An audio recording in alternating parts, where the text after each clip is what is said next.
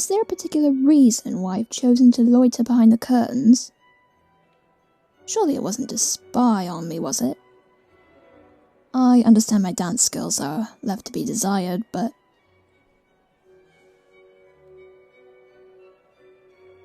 Oh, I see. You needed a reprieve from the hustle and bustle, correct? I understand. Well, in that case, it would be rude of me to allow you to continue on your surveillance without some refreshments.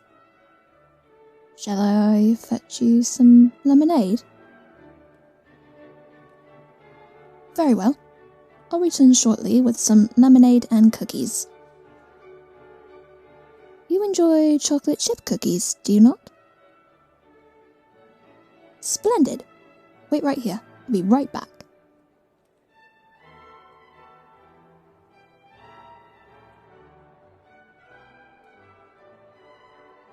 Ugh, I've returned. Sorry it took a little longer than expected. One of the ladies of the house approached me and insisted I partake in a conversation involving the great debate between cats versus dogs. Which one's better? You get the idea. Here you are. Fresh lemonade and cookies straight from the oven. Now, mind you, I have a lovely orange tabby cat at home. And while I love Sir Duncan the Orange very, very dearly, I also grew up with dogs. You know, always trotting alongside me, keeping an eye on me as I toddled across the courtyard, making sure I didn't fall into the lake when no one was paying attention. Yeah, I had a habit of that. What about you? Do you prefer cats or dogs more? Or perhaps both, as I said, much to their displeasure. Yes, some people can be very, very, very persistent when you say, oh, I like both cats and dogs.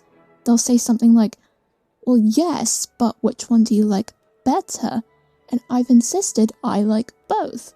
So clearly both is not always the answer they're looking for. Sometimes you have to be very specific. I like cats because they are very independent and curious, and sometimes very feisty, which can be very amusing. But I also love dogs because they are highly intelligent and loyal. And yes, sometimes they are also very amusing. But I'm sorry, I'm completely monopolizing the conversation. Do you like cats or dogs more? Or both?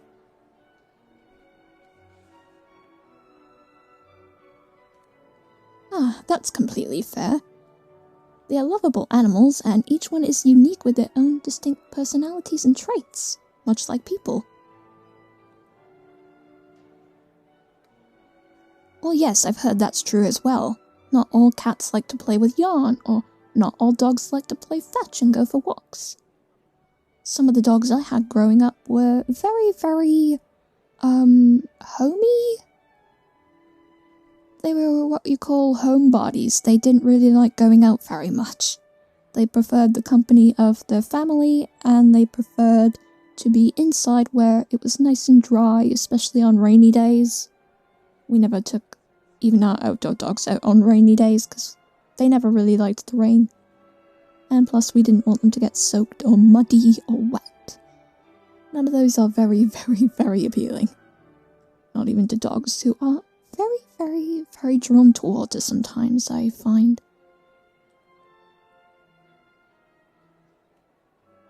You know, a friend of mine used to have pet rabbits, and whenever I used to visit him, they were very, very affectionate and wanted to sit on my lap.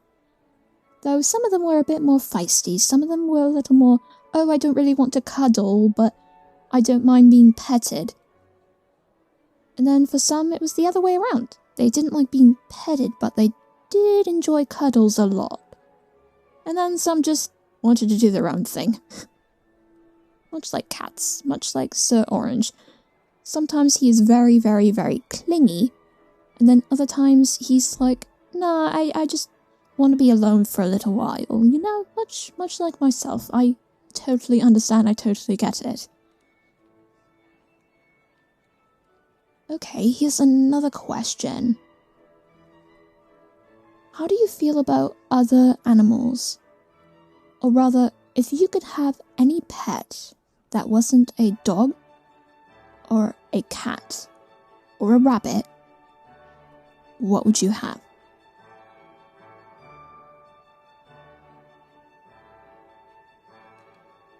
Oh, now that is a fantastic choice. I say.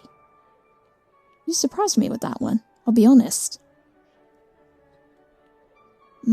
If I could have any animal in the world as a pet, let me think. Oh, I would definitely have a fox. I've heard they can be very, very noisy, especially when they're looking for a mate. But they're such lovely creatures. Such dear little things. Have you ever seen foxes before? Or fox kits? I know sometimes they like to come out when it's very, very nice. But I guess it depends on where you live and where you are. Sometimes they come out in the city, but most of the time you can find them in the country. I remember when I used to live out there with my grandma and grandpa. They used to take me out for walks. And they used to point out to a little spot just behind a hill. And sometimes you'd see a mummy fox and her kits. Ah, they were so adorable. I wanted to reach out and pet them, but Grandpa said, no, we cannot pet the foxes even though we really want to. We're supposed to leave wildlife alone. And regrettably, sometimes I would get a little too close, and only one time I really almost got bit, but thankfully they were very, very gentle. They were only play biting, they weren't biting to be aggressive. And Mummy Fox was surprisingly patient. Oh, but they are such beautiful things. Not to mention they're highly intelligent. Almost as intelligent as a 3-year-old child, which I think is incredible.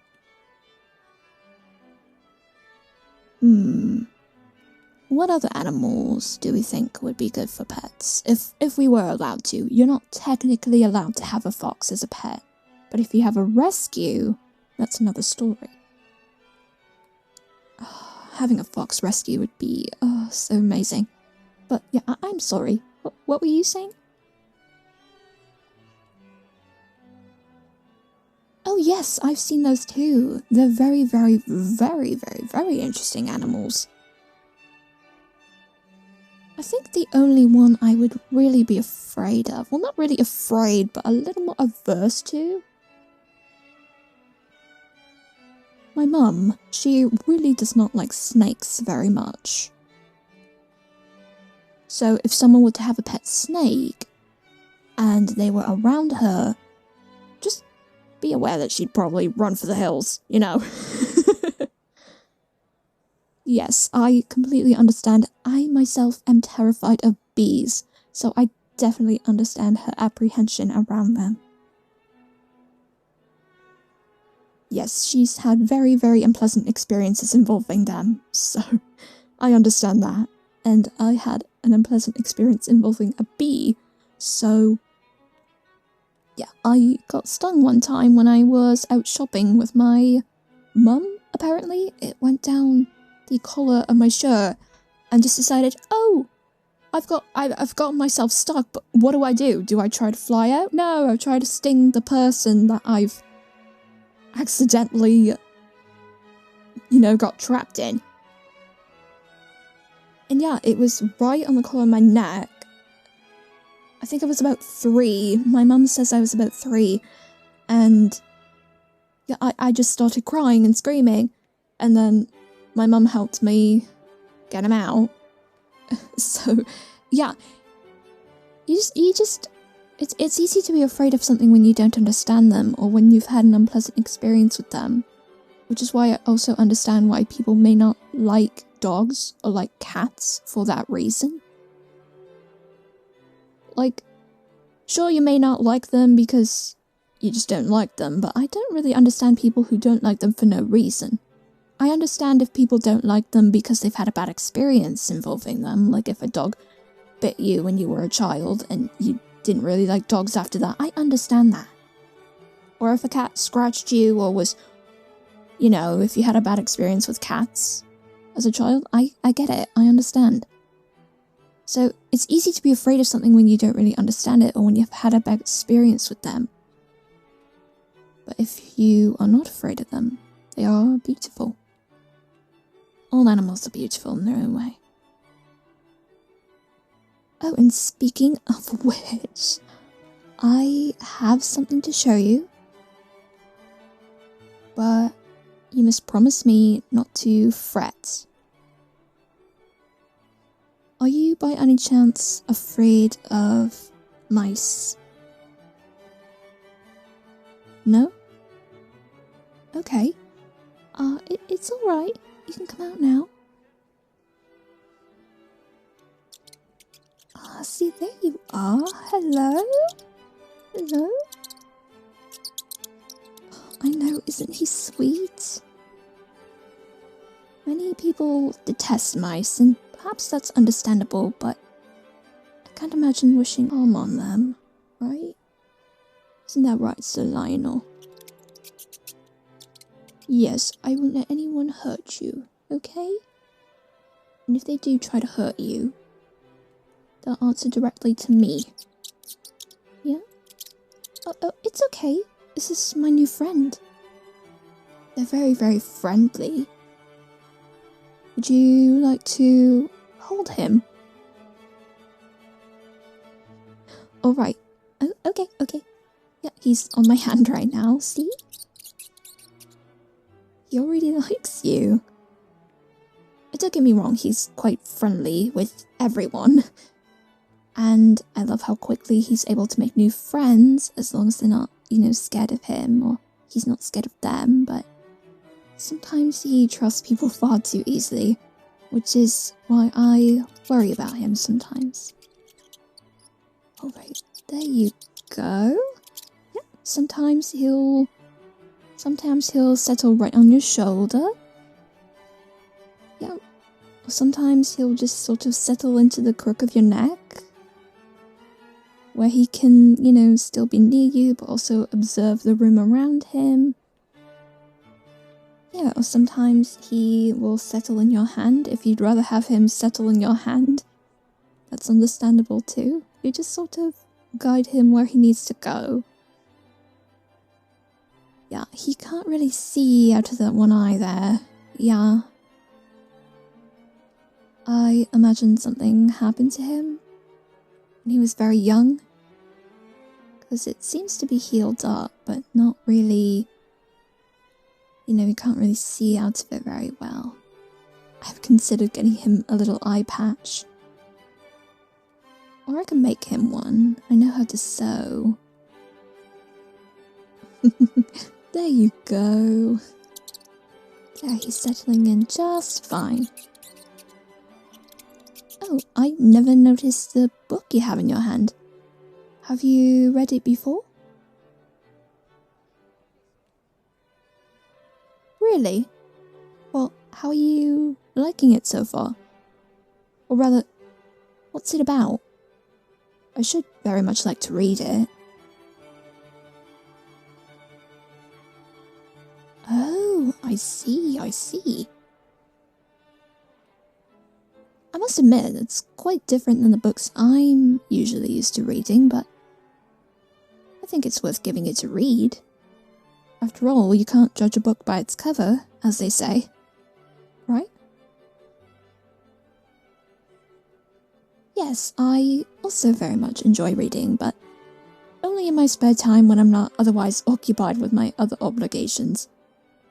helping my mother and father out at the bakery, attending school, looking after my grandma and grandpa.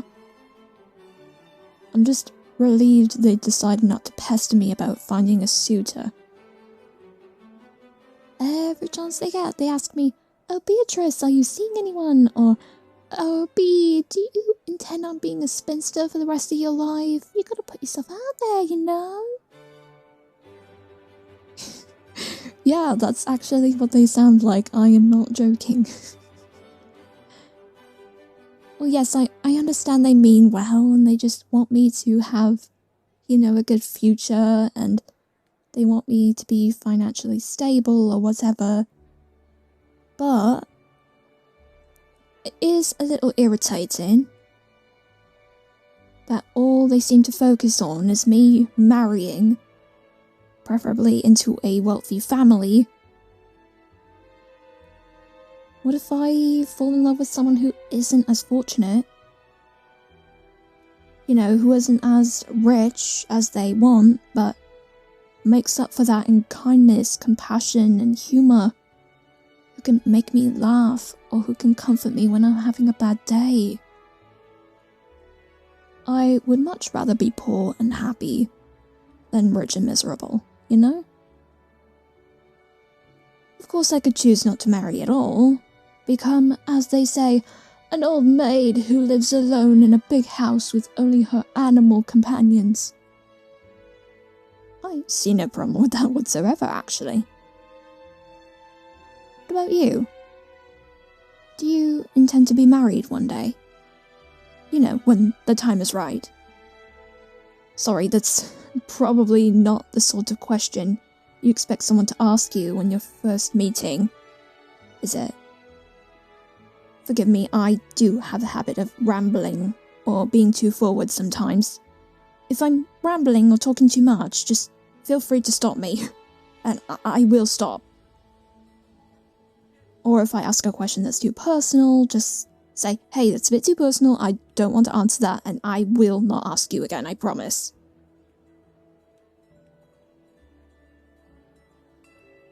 Yeah, I understand. Not all of us see romantic love in the same way. Some of us can easily picture it. We can picture ourselves marrying, maybe having a family if we want to, or maybe having a dog or a cat or another animal, fur babies as they call them. And for others, it's just not the type of future they see or want for themselves. Maybe they want to spend the rest of their life with their family or a best friend. And that is just as beautiful. That is just as beautiful as spending the rest of your life with a romantic partner, a loved one, And then some, like myself, don't really see themselves as desirable. They don't see themselves as a character in their own romance novel. Not because they don't want to, but because the world sometimes will tell them things about themselves that aren't true. Or maybe they'll say it themselves. They have a lot of self-doubt that they need to work on. I'm always working on my self-doubt. And if my brain ever tells me something that I know for a fact isn't true, I allow myself to feel it, but then I take it out of my brain and I throw it away. I just toss it like a ball, just toss it away and hope it doesn't bounce back. And if it bounces back, you just throw it again. Yeah, exactly. And sometimes it's easy for people like my mother and father to say, "Oh, why don't you just put yourself out there and see what happens?"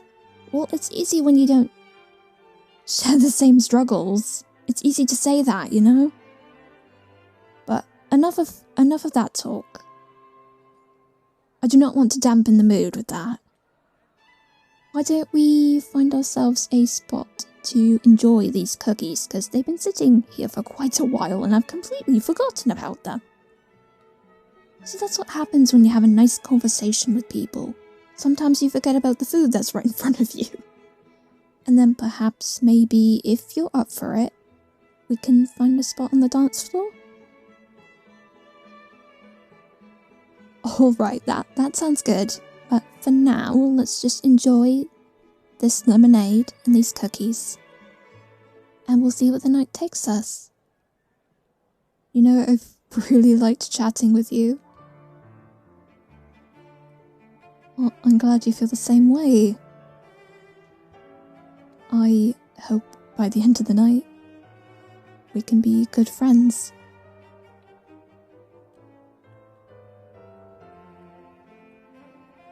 Well, I'm glad you think that. But yes, cheers to a good night, and new friends, and new beginnings.